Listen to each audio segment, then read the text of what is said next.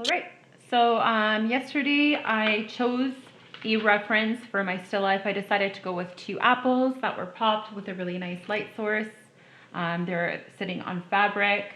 If you're arranging your own still life, please make sure that you take a quick photo of it so that you have it to reference over several days. Even if you have the still life arranged in front of you physically, if you're going back to it over several hours or several days, chances are the light in your home might change up a little bit, so you might lose the location of your shadows and highlights. So having a reference photo of your still life is always a good idea. Okay, so observing my still life, the first thing that I did on my canvas board, or even if you're working with stretched canvas, is just again to take a light pencil crayon and just to do a quick observational sketch, placing your composition, meaning placing your subject matter into the frame of your canvas, how you'd like it, playing around with positive and negative space and location of things. Next thing, we're going to get started on our underpainting. And again, an underpainting is a monochromatic study of the subject matter, making note of highlights and shadows. And oftentimes underpaintings are done with different shades of brown. So from my acrylic set, I've pulled out the burnt sienna, which is the brown that comes with the set, and we're using white.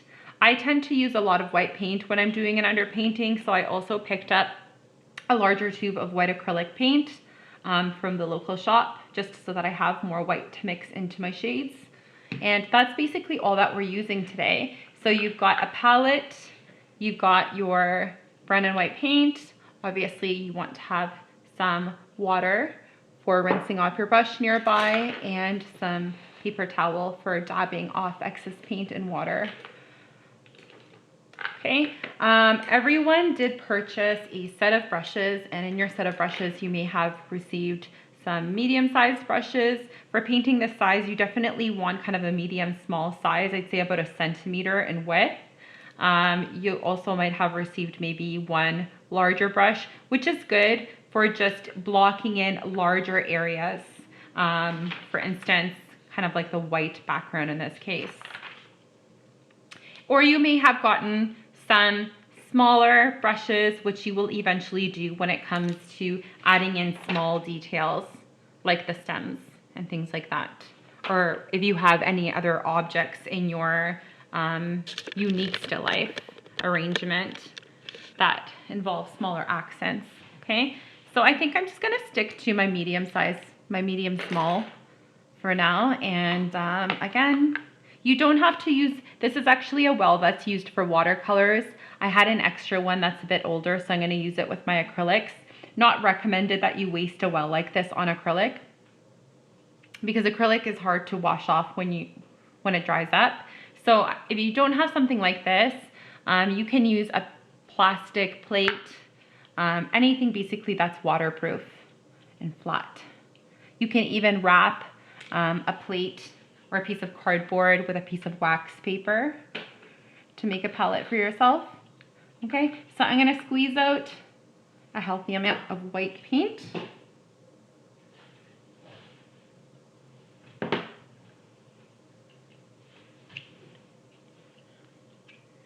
And some brown. And I don't think I'm gonna capture me completing this entire still life in this one video clip, because I try to keep my video clips short, but I will at least show you how I get started with this.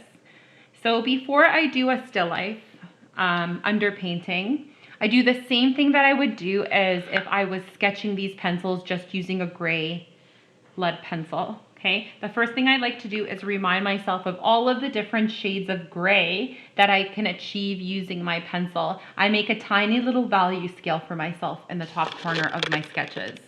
Okay, so I'm gonna do the same thing here. I'm gonna use these two to make a tiny little value scale, making a mental note of how many different shades I can achieve by mixing these two. So let's start off our value scale with a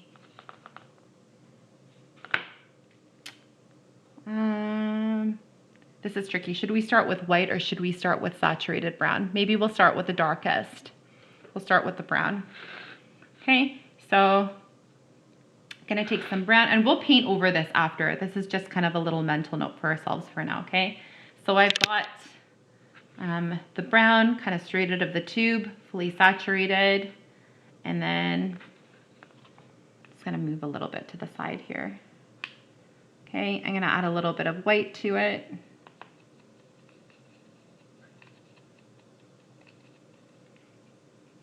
So here's a lighter value of brown. And maybe some more. So we're just tinting, basically.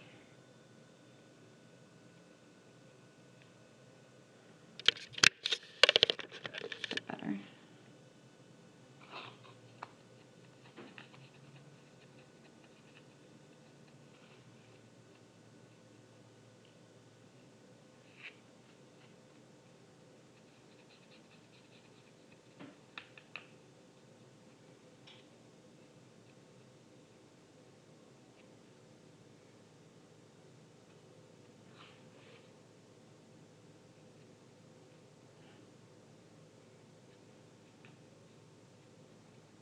Okay, so check out all of the different shades of brown that I can get, and obviously it would return back to a pure white for our highlight areas.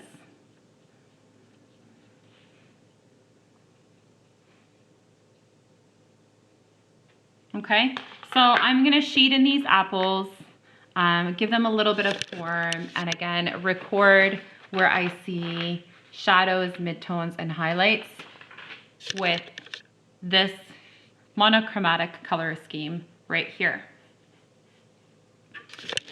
And you can start off with the mid-tone. You can start off with the shadows. I like to choose a mid-tone, so kind of a middle shade would probably be maybe this kind of middle beigey brown. So I might get started with that.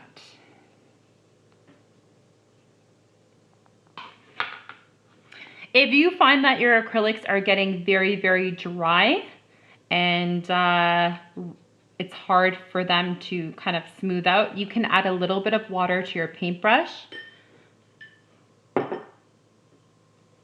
just to make it a little bit more runny and a little bit like a wash. And for an underpainting, it could be a little bit looser, so you can definitely go ahead and make it a bit more like a wash, because really you're going to be painting over top this anyway. Okay, so I'm going to start with just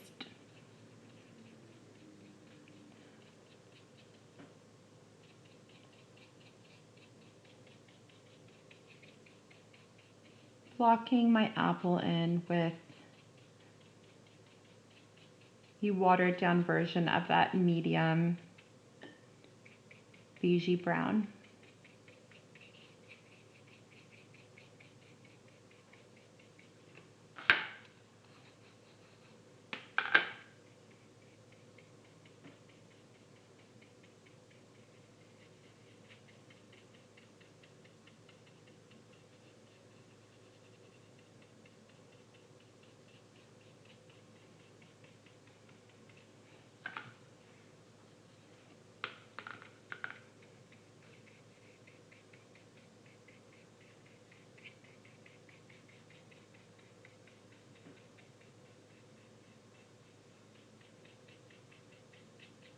And again, I think I would do this to the whole image. Anything that has any color whatsoever, including the stripes, including this apple, I think I would do that light brown over top of all of it. But just for the sake of this demo being short, let's develop this apple a little bit more, okay? So now I'm gonna go back and I'm gonna make note of places where I see the value get a bit deeper. So the top edge of the apple here, in here, the little crevice where the apple kind of sinks in towards the stem, I've got a nice shadow developed on this side of the apple. Obviously a cast shadow on the fabric and this apple, but I'm just looking at this one item for now. The green kind of deepens up around here a little bit. So I'm gonna go in with a slightly deeper value of brown and just develop those areas Remember, this is almost like a rough sketch underneath the actual painting, so don't overthink it.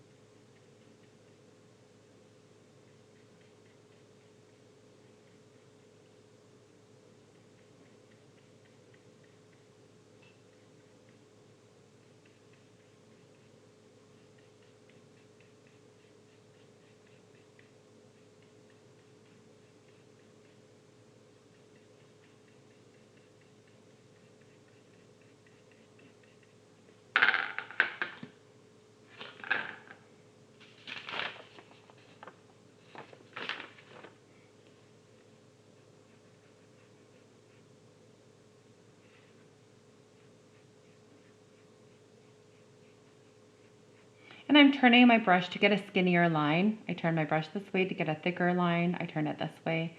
That's the nice thing about flat brushes. It gives you a variety of widths to work with. So if you want kind of a smaller brush stroke, you just turn it to the side. And for further stability, I like to stick my pinky out kind of to an area of the painting that's a little bit dry. If you find that your hand's really shaky when you're painting, sticking out a part of your hand just for a little bit more support works.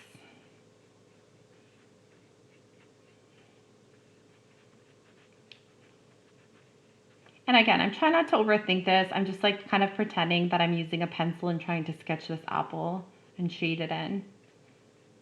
But instead of pencil, I'm just using this.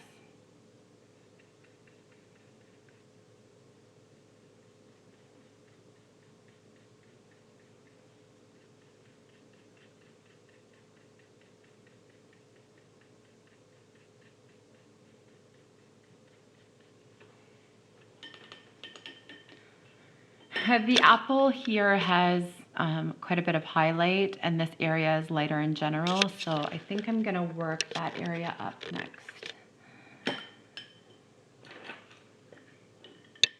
Always kind of rinsing in between. I like working with two brushes as well, because if you have dark paint on one of the brushes, you don't necessarily have to rush to rinse it, because you have a clean brush to scoop some lighter hues onto.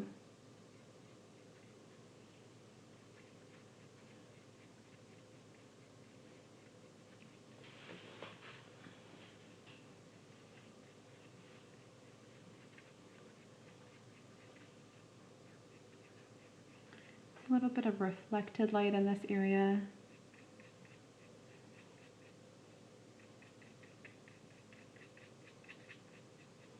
Nice thing about acrylic is if you want to lighten up an area, if you scoop white paint, it might be too thick and opaque, but if you mix a little bit of water with your white, it actually makes somewhat of a transparent white where it's kind of see-through. So if you did a really watered down wash of white paint over top of a color, it actually just tints the color nicely for you.